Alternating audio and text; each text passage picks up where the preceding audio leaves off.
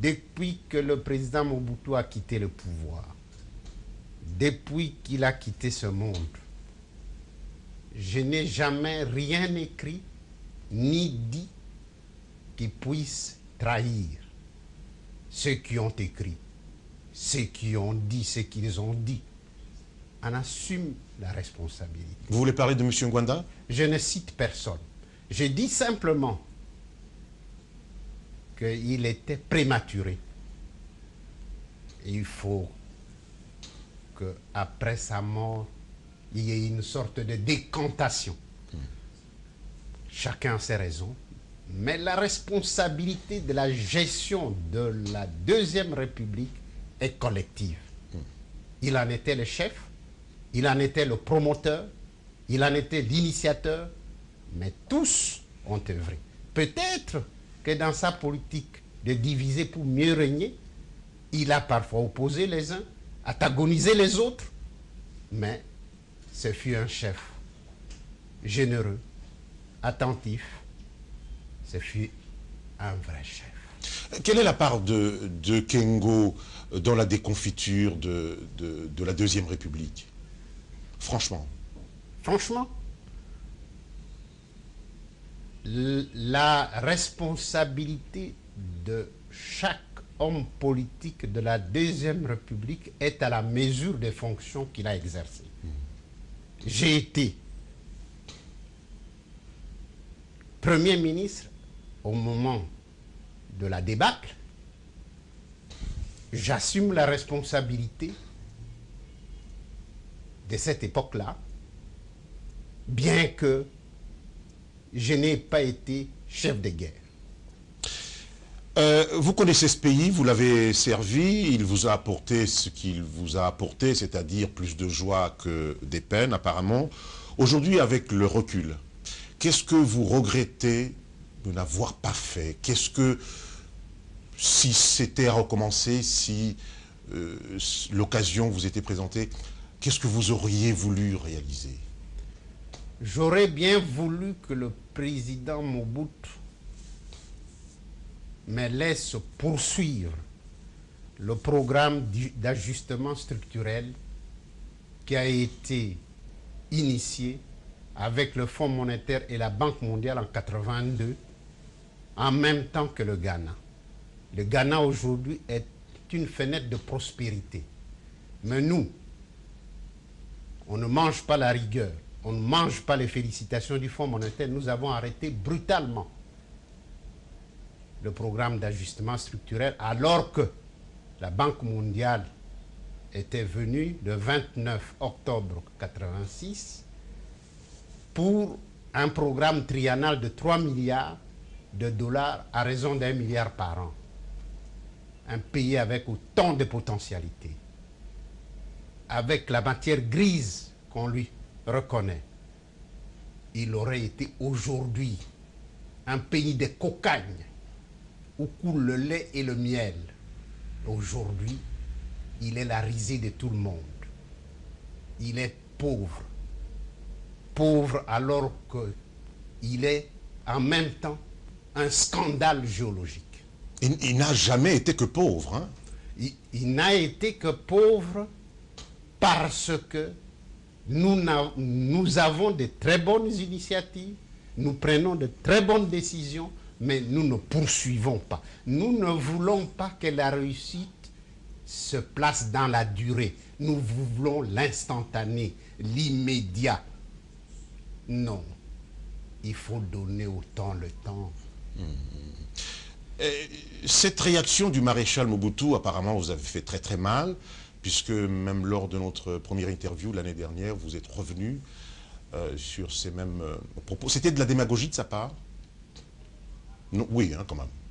Je ne sais pas si c'est de la démagogie. Je dirais que ce n'est pas le peuple qui ne supportait pas le programme d'ajustement. C'est lui qui ne le supportait plus. Le gilet était devenu trop étroit et il allait s'étrangler.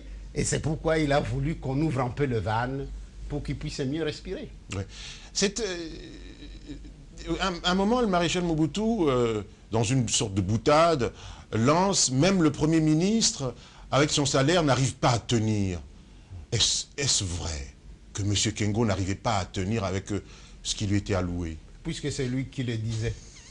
C'est qu'il le savait quelque part. J'ai dit un jour, au cours d'un rassemblement populaire, que tout le monde dans ces pays était sous-payé. Qui dit mieux?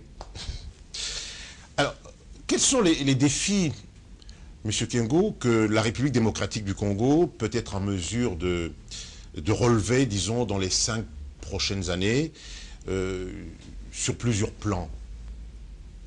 Non, je voudrais d'abord dire, 5 ans, ce n'est pas suffisant pour relever les défis dans un pays aussi détruit. Tout est détruit dans ces pays. Mais la première chose à laquelle on doit s'atteler, c'est la refondation de l'État. L'État n'existe plus. Depuis que je suis arrivé ici, je le cherche. Comme Diogène. Je n'arrive pas à le rencontrer, à le toucher, à le sentir. Trop de centres de décision. Le pouvoir est un, indivisible. Ça, c'est Sun City, ça. 1+4. On reviendra sur 1+4. Mais le pouvoir doit être un pouvoir monolithique avec l'exercice partagé de ce pouvoir, mais ayant les objectifs fixés, la même vision.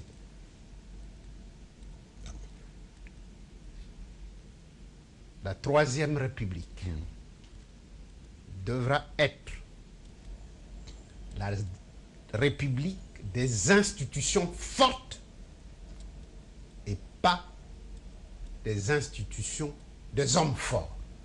La démocratie doit privilégier des institutions fortes qui survivent aux hommes. Nous avons été habitués. L'Afrique a été habituée aux hommes forts, aux institutions faibles. Il faut quitter ce registre. Et ainsi, il y aura une république stable. Vous avez dit tout à l'heure que le pays est détruit. Cette destruction a commencé quand? Cette destruction a commencé d'abord par l'institutionnalisation du MPR, le mouvement populaire de la Révolution. Ça allait encore, bien que par la suite, on ait versé dans la fonction publique tous les cadres du MPR, faisant sauter ainsi l'ensemble des effectifs de l'administration publique. Le budget de l'État n'était pas prévu pour autant de personnel. Il fallait générer des ressources pour mieux payer cela. Et comment apprécier que celui qui a été l'animateur puisse devenir du jour au lendemain le vice-gouverneur, le sous-régional. On démotive ceux qui travaillent bien. Ceux qui sont arrivés là-bas par la méritocratie. Le militantisme qui était à la base du recrutement, d'avancement, a un contour flou. Comment le définit-on? Comment l'apprécie-t-on? Ça, c'est le premier désastre. Mais si ça s'est limité à ça, c'était encore moins grave, pour autant que l'économie reste prospère. Mais la zaïrianisation, eh oui, catastrophe. Ce fut une catastrophe.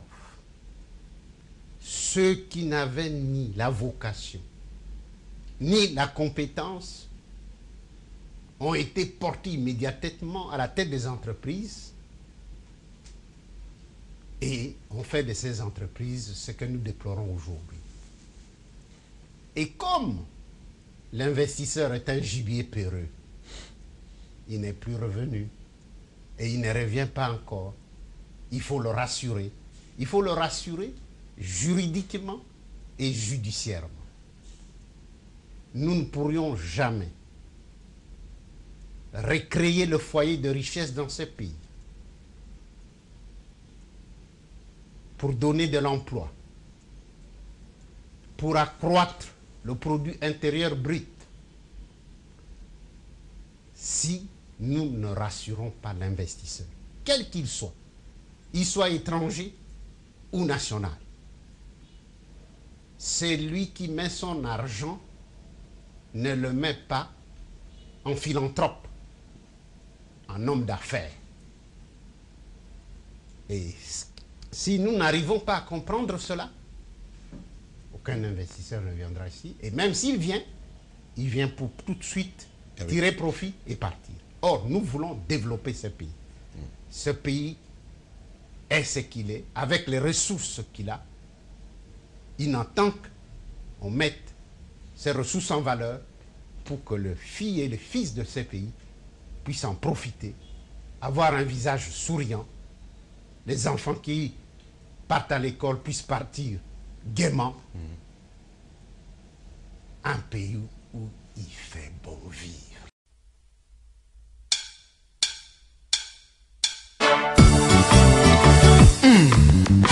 Jean-Louis accepte chante. Nanya kokinde kola musakongo, nanya kokinde kola musakongo, nanya kokinde kotobola kita ya Kongo, boya kanito votele okengo.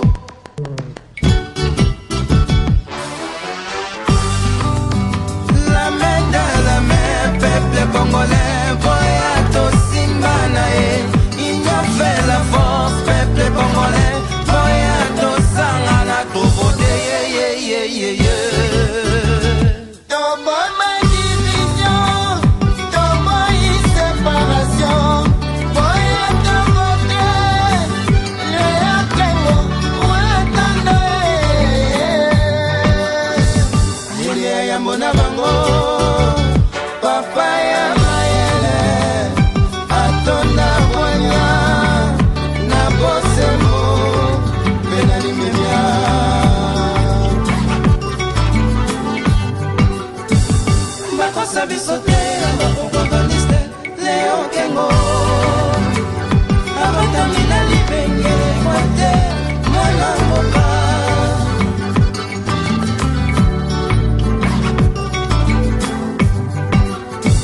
quelle que soit la durée de la nuit, avec Léon Kengo président, le soleil apparaîtra au Congo, Porto Kengo.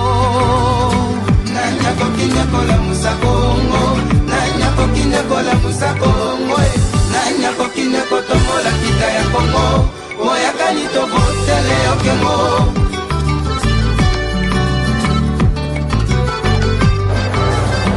Nanya kokine kola musa Congo,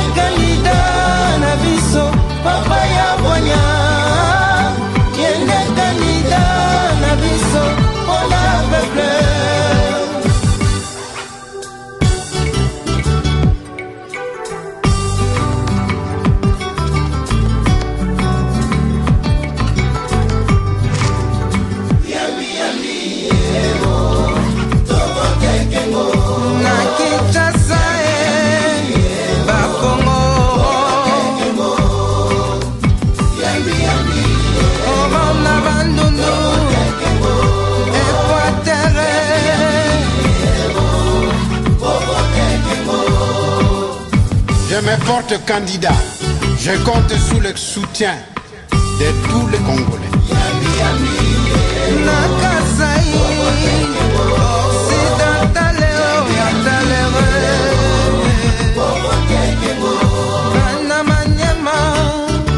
Nord Kivu, na Sud Kivu.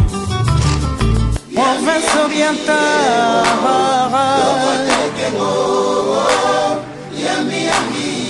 Va fonctionner.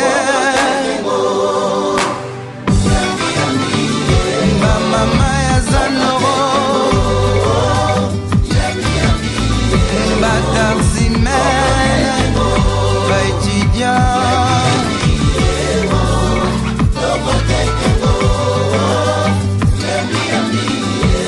Papa, oh mama, Bachaya, Babesha.